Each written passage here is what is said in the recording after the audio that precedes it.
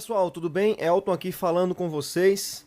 Vamos entrar na aula do nosso módulo de concepção do treinamento de técnicas de invasão, um módulo chamado NDS, ou seja, Non-Disclosure Agreement, ou Acordo de Não Divulgação, certo?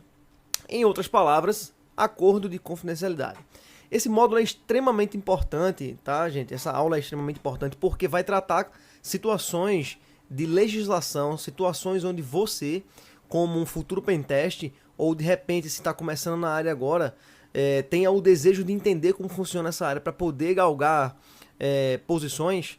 É importante você entender o que é que eu vou passar aqui para você que você tenha, para que você seja bem sucedido nas suas decisões e naqueles testes que vocês vão fazer. E claro, para dar continuidade a esse curso, você tem que ter essas informações, né, por assim dizer, incrustadas no seu conhecimento, tá bom? Então, pessoal, assim, um acordo de confidencialidade. O que seria um acordo de confidencialidade ou um acordo de não divulgação? Ou em inglês, Non-Disclosure Agreement, ou NDA, a sigla, tá? É um contrato legal entre ao menos duas partes que destacam materiais ou conhecimentos confidenciais que as partes desejam compartilhar para determinado propósito, mas cujo uso generalizado deseja restringir. Em outras palavras, pessoal, é um contrato através do qual as partes concordam em não divulgar informações, tá, coberta pelo acordo. Ou seja, em alguns casos, o contrato pode estipular que a própria existência do NDA não seja divulgada. Basicamente, nesse contrato, nesse acordo, existem informações que ambas as empresas vão tratar comercialmente falando, certo? E entre elas, eles assinam esse termo, esse contrato, informando e se comprometendo, dizendo que não vão ser divulgados nenhuma daquelas informações que estão sendo trafegadas ou que estão sendo trocadas durante o relacionamento em que eles estão, certo? Num caso de um profissional, tá? Um profissional, quando chega numa empresa, eu não sei se já aconteceu com você, mas eu já participei disso. Eu já cheguei numa empresa que, para ser contratado, antes da contratação, eu assinei um termo de confidencialidade. Esse termo de confidencialidade tinha tudo que podia e não podia fazer dentro da empresa, entende? Então, me garantindo, na realidade, a empresa se resguardou, informando que existem alguns procedimentos que eu deveria seguir para que a minha conduta fosse correta naquela empresa. E que se a minha conduta não fosse adequada à empresa, de acordo com o contrato que eu estava assinando, basicamente eu não serviria para aquela vaga, entende? Então, é importante que você mantenha um relacionamento, ou que as empresas mantenham um relacionamento confidencial umas com as outras, tá?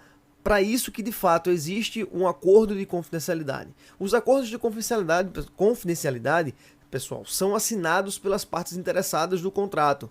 Ou seja, eu enquanto profissional e a empresa enquanto contratante vai mandar para mim um acordo e nesse acordo vai informar o que eu devo ou não devo fazer, basicamente, certo? Então, necessariamente eu preciso assinar aquilo ali dizendo que eu estou de acordo com as condições que a empresa está me passando. Se eu sou um prestador de serviço, por exemplo, e estamos num curso de técnicas de invasão, basicamente, tome cuidado com os testes que vocês vão fazer, certo? Eu vou deixar aqui uma dica muito importante para você, para que você não se prejudique lá na frente. Você sabe que a internet possui leis, certo?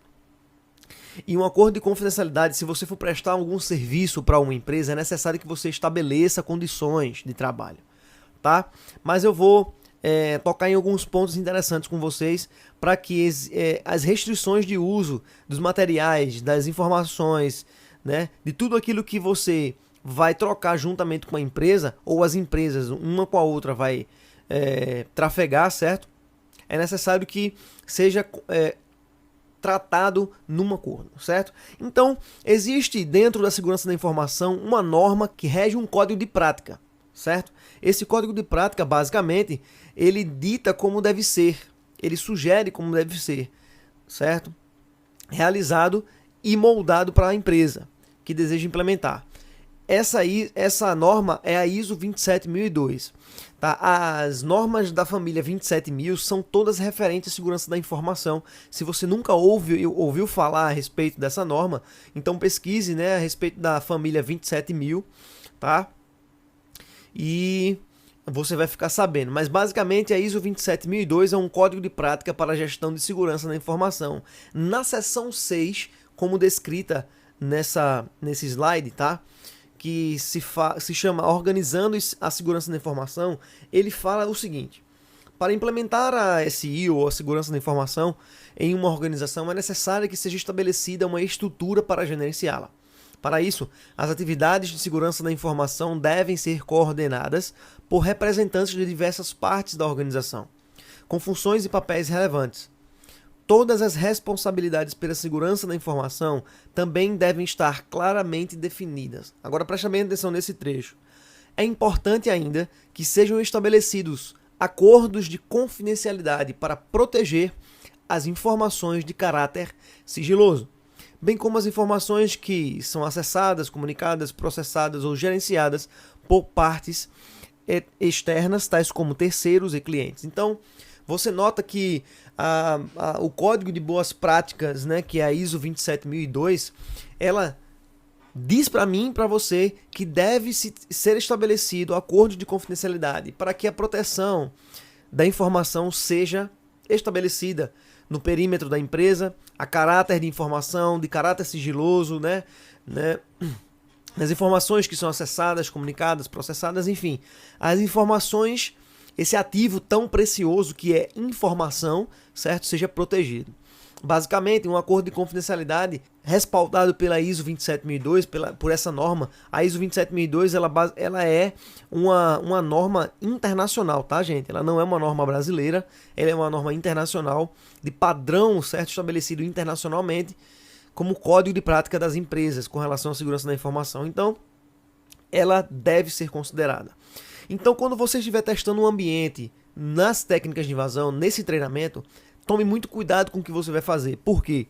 Porque você pode ser enquadrado judicialmente, você pode ser enquadrado em situações desconfortáveis. Por isso, é necessário criar um ambiente. E nós, do Técnica de Invasão, criamos um ambiente propício para os testes, para que o seu conhecimento seja estabelecido, frisado, seja, né, acrescido dentro desse ambiente de treinamento, ok? Como sugestão para você, mas tome muito cuidado com com o tipo de informação e de invasão que você vai tentar fazer, ok? Mas eu tenho uma ilustração básica aqui de como um acordo de confidencialidade ele funciona. Você vê ali o primeiro quadro NDA, que é a sigla em inglês, certo? Non-Disclosure Agreement, tá? E que basicamente existem o escopo, limites e plano de comunicação. Se você é um prestador de serviço, você vai prestar algum tipo de consultoria, então basicamente, pessoal, você deve estabelecer num contrato, antes de fazer qualquer coisa, um escopo. O que é que esse escopo revela? O que está sendo testado, certo? O range, a aplicação, o que é que vai ser testado. Por exemplo, se você tem um amigo que é administrador de redes e ele sabe que você mexe com essa parte de pentest, sabe analisar, enfim, ele chega para você e diz: meu querido, por favor, me ajude, faça um teste no meu site aqui ou na minha estrutura e veja se está ok, veja se está vulnerável ou se está protegida. Simplesmente você chega lá, pluga teu notebook e começa a testar e de repente a aplicação para, de repente a rede para, de repente a empresa perde dinheiro porque a aplicação parou. Não é assim que funciona, gente. Então, para que você tenha as técnicas de invasão bem aplicadas, é necessário que você, nesse momento, pergunte, certo, mas até onde eu posso ir? Certo?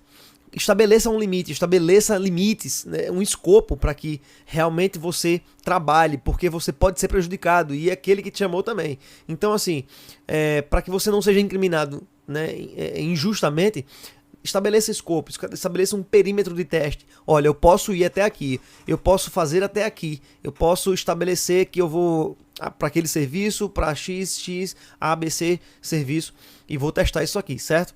Limites são importantes, ou seja, porque se você não tiver limites, é possível que você dê um down na estrutura, certo?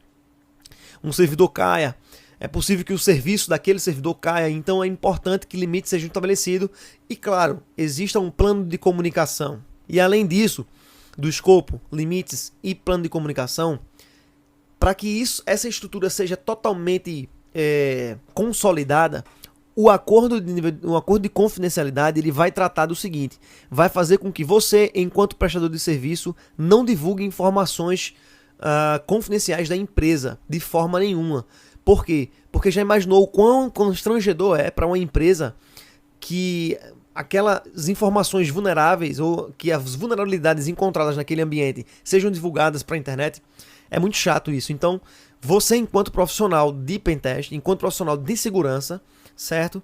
Deve estar ciente das confidencialidades do contrato, certo? E das informações que você vai ver ali naquele ambiente, certo? E a empresa, enquanto contratante, também vai assinar esse termo, se responsabilizando pelas informações que você vai achar e pelos testes que você vai fazer, baseado no escopo, nos limites estabelecidos e acertadas entre as partes e no plano de comunicação. Entende, pessoal? Então, um acordo de confidencialidade funciona dessa forma. Ok, gente? Fica aqui as minhas considerações a respeito de um acordo de confidencialidade. Ok? Espero que vocês tenham gostado. Qualquer dúvida, entre em contato conosco. Até a próxima aula.